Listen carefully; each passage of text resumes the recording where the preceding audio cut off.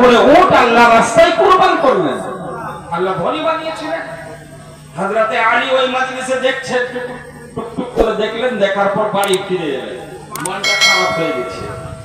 হযরতে আলীর স্ত্রীকে হযরতে সাইয়্যিদা তাইয়্যিবা তাহিরা ফাতেমা জাহরা রাদিয়াল্লাহু তাআলা, হযরতে ফাতেমা, হযরতে আলী বাড়ি ফিরলেন।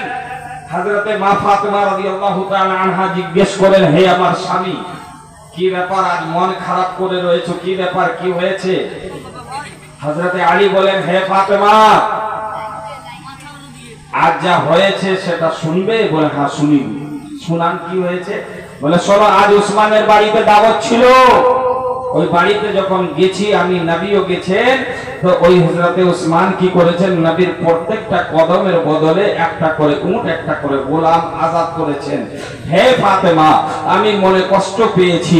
আল্লাহ যদি আমাকেও কিছু দিতেন, আমিও যদি ধনী হতাম, আমিও নবীকে দাওয়াত দিতাম, আর নবীর প্রত্যেকটা কদমের বদলে, প্রত্যেকটা পায়ের বদলে আমিও আল্লাহ রাস্তায় কিছু কুরবান করতাম। আমিও শ্বশুর মশাই জামাইয়ের ইচ্ছা জেগেছে। হযরতে আলী রাদিয়াল্লাহু তাআলা আনহু যখন এই কথা বলেন, তখন হযরতে ফাতেমা বলেন, হে আমার স্বামী, চিন্তা করিয়েন না, যান নবীকে দাওয়াত দিয়ে আসুন, নবীকে নিমন্ত্রণ দিয়ে আসুন, দাওয়াত দিয়ে আসুন। আর যেভাবে হযরতে উসমান বলেছিলেন, ইয়া রাসূলুল্লাহ, ছোট্ট ছোট্ট করে পা ফেলবেন, আপনিও বলবেন, ইয়া রাসূলুল্লাহ, আপনিও ছোট্ট ছোট্ট করে পা ফেলে আমার বাড়ি চলুন, আর পা গুলো গুনে গুনে আসবেন, কদম গুলো গুনে গুনে আসবেন, তারপরে যা হবে দেখা যাবে, আপনি আগে এটা তো করুন। হযরতে আলী বলেন, ফাতেমা, বাড়িতে তো কিছু নাই গো, কি রান্না করবে? বাড়িতে এমনও কিছু নাই যে এক বেলা খাই আমরা, দ্বিতীয় বেলা আমাদের উপোস থাকতে হয়, এমন অবস্থা। আর তুমি বলছো নবীকে দাওয়াত করতে, তুমি বলছো সাহাবাদেরকে সঙ্গে নিয়ে আসতে। হে ফাতেমা, কি করে সম্মান রাখবো? হযরতে ফাতেমা বলেন, শোনেন, ইজ্জতের মালিক আল্লাহ, জিল্লতের মালিক আল্লাহ, আল্লাহ যা দেবেন তাই আমি গ্রহণ করব, আপনি চিন্তা করিয়েন না, আপনি গিয়ে দাওয়াত দিয়ে আসুন। সুবহানাল্লাহ। হযরতে আলী গেলেন, বলেন, ইয়া রাসূলুল্লাহ, ইয়া হাবিবাল্লাহ, আমার বাড়িতে হুজুর আপনি আসুন। যেমন ভাবে উসমানের বাড়িতে গেছিলেন, নবী আমার বলেন, হে আলী, কি ব্যাপার, হঠাৎ দাওয়াত কেন? কোথাও থেকে কিছু বড় কিছু পেয়েছো নাকি? কোথাও থেকে কোনো টাকা পেয়েছো?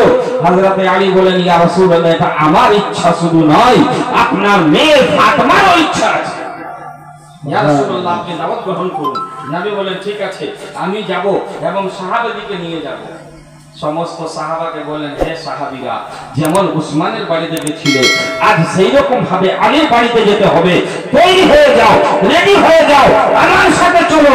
তিনি নবী আমার কি করলেন, সমস্ত সাহাবীকে নিয়ে হযরতে আলীর বাড়ির দিকে চলে যাচ্ছেন। যখন চলে যাচ্ছেন, হযরতে আলী প্রত্যেকটা পা গুনে যান, এক কদম হয়েছে, 2 হয়েছে, 3 হয়েছে, 4 হলো, 5 হলো, বাড়িতে পৌঁছান। এদিকে হযরতে ফাতেমা রাদিয়াল্লাহু তাআলা আনহা রান্না করতে বসলেন, তো দেখছেন বাড়িতে কোনো জিনিস নেই, কোনো জিনিস রাখা নেই যে রান্না করে নবীকে খাওয়াবো। তিনি কি করেছেন, একটা মুসল্লা বিছিয়ে নিলেন, মুসল্লা বিছিয়ে 2 রাকাত নফল নামাজের জন্য নিয়ত করে আল্লাহর দরবারে কেঁদে কেঁদে দোয়া করেন, বলেন, হে আল্লাহ, আজ তোমার নবী দো জাহানের বাদশা সাল্লাল্লাহু আলাইহি সাল্লামকে আমার স্বামী এবং আমি দাওয়াত দিয়েছি। হে আল্লাহ, শুধু নবী আসবেন না, নবীর সাথে আরো সাহাবীগণ থাকবেন। যদি তার সামনে যদি আমি অসম্মান হয়ে যাই, হে পাক পরবর্তীকারে আলম, তুমি তোমার রহমতের কাছে আমি দোয়া করছি, তোমার কাছে দোয়া করছি, আজ আমাকে সাহাবীদের সামনে, তিনাদের মাঝে অসম্মান করিও না মওলা, আমার সম্মান রেখে দিন। সুবহানাল্লাহ। নবী এসেছেন, সাহাবীরা এলেন, দস্তরখানা বিছিয়ে দেওয়া হলো, খাবারের কোনো ঠিকানা নাই, কিছু রান্নাই হয়নি, কিছু নাই তো বাড়িতে, কি রান্না হবে? দস্তরখানা বিছিয়ে দেওয়া হলো। হঠাৎ কি দেখছেন, একজন সাদা পোশাক পরে বাড়ির দরজার সামনে এসে ঠকঠক করছে। হযরতে আলী দরজা খুললেন, দেখছেন একজন ব্যক্তি সাদা পোশাক পরে, তার হাতে একটা বড় খাঞ্চা আছে, বড় একটা থাল আছে, সেই থালের মধ্যে কিছু খাবারের বস্তু আছে এবং কাপড় দিয়ে ঢাকা আছে। সেই থালটাকে বাড়িয়ে দেওয়া হলো, হযরতে আলী গ্রহণ করলেন, দস্তরখানায় রেখে দিলেন। আর নবীকে বলেন, ইয়া রাসূলুল্লাহ বিসমিল্লাহ করুন হুজুর। আমার নবী বিসমিল্লাহ করে যখন খেতে শুরু করেছেন, আরম্ভ করেছেন, সাহাবীরাও খাচ্ছেন। সাহাবীরা খেতে খেতে বলেন, ইয়া রাসূলুল্লাহ, এ আল্লাহর হাবিব, আজ পর্যন্ত এত টেস্টি খাবার, অত মজাদার খাবার আজ পর্যন্ত আমরা খাইনি হুজুর। খাওয়া তো দূরের কথা, চোখে দেখি নাই হুজুর। এই খাবারের অত সুস্বাদ, এত টেস্টি, অত মজাদার। আমার নবী খাওয়ার পর মুচকি মুচকি হেসে বলেন, হে আমার সাহাবীরা, এই খাবার দুনিয়াবি কোনো খাবার নয়, এই আহার দুনিয়াবি আহার নয়, বরং ফাতেমার বাড়ির জন্য আল্লাহ তাআলা জান্নাত থেকে খাবার পাঠিয়েছেন। বলুন সুবহানাল্লাহ, সুবহানাল্লাহ। কি বোঝা গেল? যেমন নিয়ত হয় সেই রকম বরকত হয়। জি জি জি। নবী আমার বলেন, এ আমার সাহাবীরা, যে খাবার খাচ্ছ এটা দুনিয়াবি খাবার নয়, এটা জান্নাতি খাবার। খাবার শেষ হয়ে গেল। তারপরে হযরতে আলী বলছেন, হে ফাতেমা, একটা কাজ হলো, আল্লাহর রহমতে এবার দ্বিতীয় কাজ। হযরতে উসমান গনি রাদিয়াল্লাহু তাআলা আনহু নবী প্রত্যেকটা কদমের বদলে, প্রত্যেকটা পায়ের বদলে একটা করে উট, একটা করে গোলাম আযাদ করেছিলেন। আমি কি করব? আমার কাছে তো কিছু না, নিঃস্ব। হযরতে ফাতেমা বলেন, চিন্তা করিয়েন না।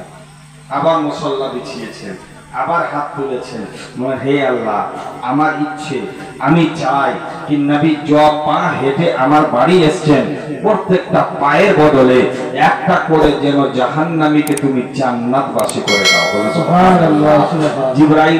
জিবরাইল আমিন এসে বলেন, ইয়া রাসূলুল্লাহ, আপনার ফাতেমা যে দোয়া করেছেন, আল্লাহ ওয়াদা করেছেন আপনার প্রত্যেকটি কদমের বদলে, প্রত্যেকটি পায়ের বদলে আল্লাহ তাআলা কাল হাসরের মাঠে একটা করে জাহান্নামীকে জান্নাতি বানিয়ে দিবেন। জি, এই দান করা, মুহাব্বতে দেওয়া বা দান করা, এটা